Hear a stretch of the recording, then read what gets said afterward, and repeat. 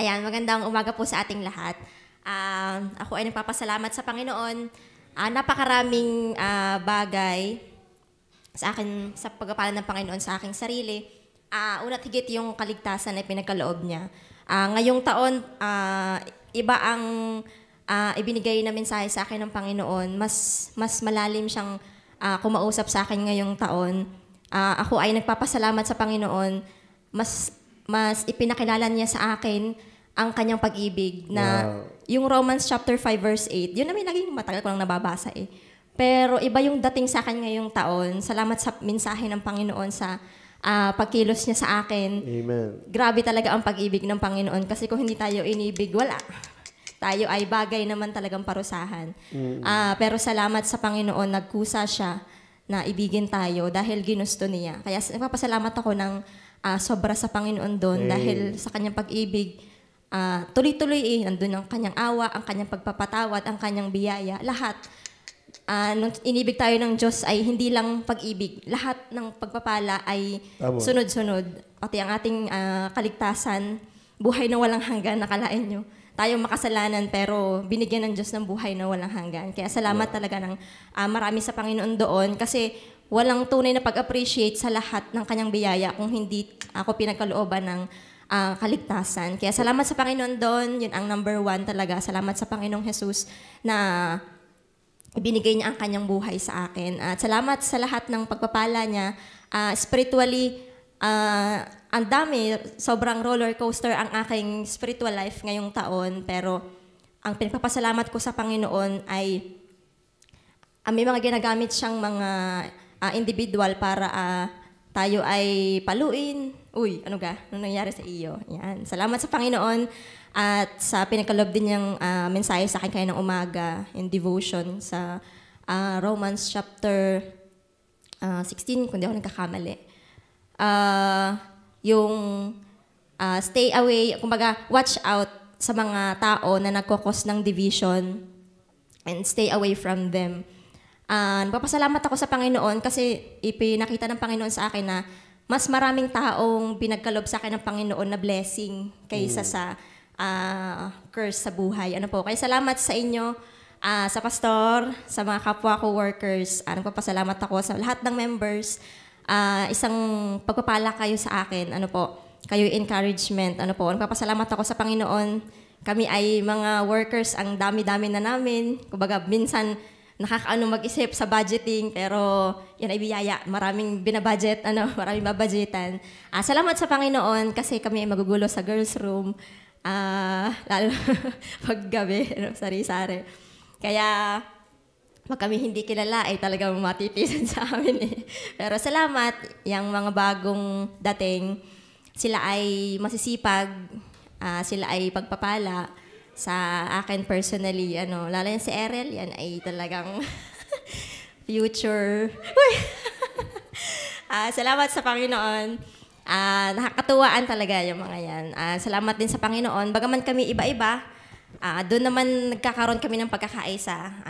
May loophole ako, yung iba ang nagpupuno. Kaya salamat sa Panginoon sa pagpapalang yon sa lahat ng mga taong ginamit niya pagpapala sa buong taong ito. Salamat din sa lahat po ng members na nakaalala sa amin, sa mga manggagawa nung appreciation at saka po nitong mga gifts nyo, nitong nakaraang linggo.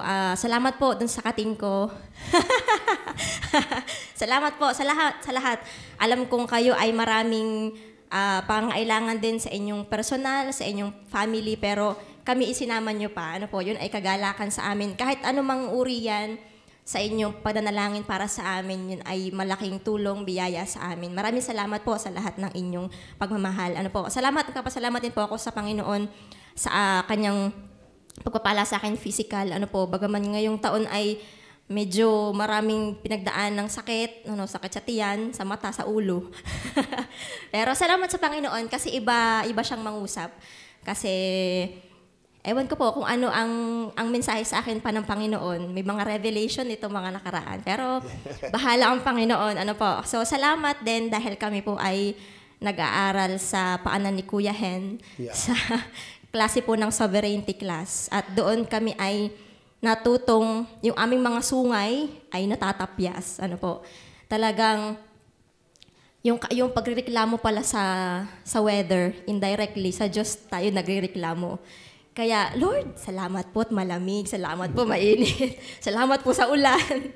Ano po, talagang salamat sa sovereignty class, talagang itinuro sa amin na ang mangyayari lang talaga ay kung ano yung gusto ng Diyos. Hindi natin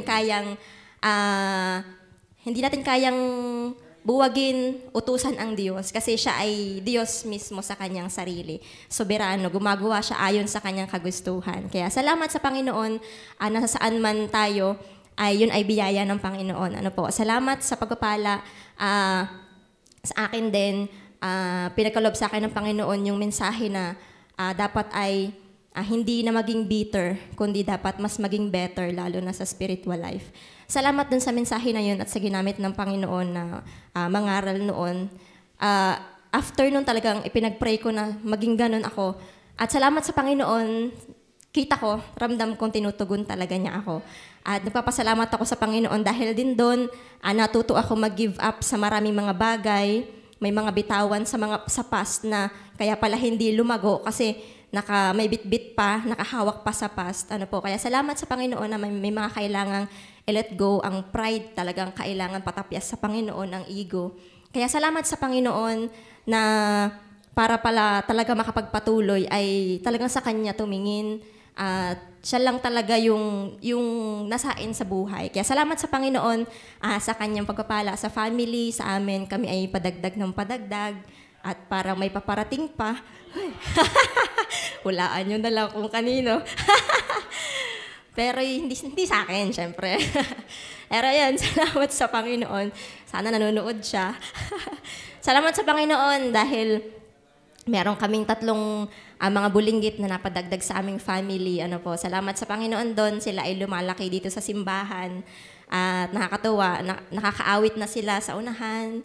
At may mga memory verses na. Ano po. Salamat sa pagpapala ng Panginoon at sana ay gamitin din ako sa kanilang mga kaluluwa. Salamat sa pagpapala ng Panginoon sa kanyang mga salita, sa mga Bible studies, sa lahat ng gawain, sa safety palagi.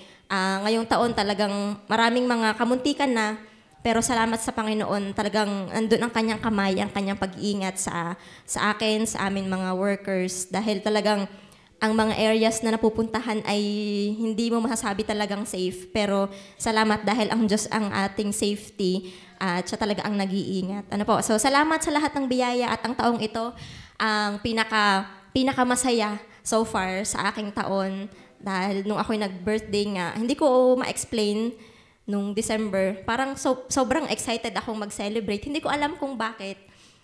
Pero salamat sa Panginoon, marami pa yata siyang sorpresa nag-iintay sa akin. Ngayong ako ay nasa 18 na. Uy! Hulaan nyo na lang. Ayan, salamat po sa Panginoon. Talagang ako ay patuloy na pinapasaya ng Panginoon. Talagang mas masarap talaga na mas makilala ang ating tagapagligtas. Mas iba talaga ang katuwaan sa Kanya. Kaya ayun, salamat po sa Panginoon sa lahat ng pagpapala sa mga ministries at nakasama din sa music camp. Napakarami. Salamat sa kakayahan pa na makatugtog, sa kakayahan pa makapagturo at yun po, makagampan ng lahat ng mga ministries. Maraming salamat po sa Panginoon. Purihin po ang Panginoon.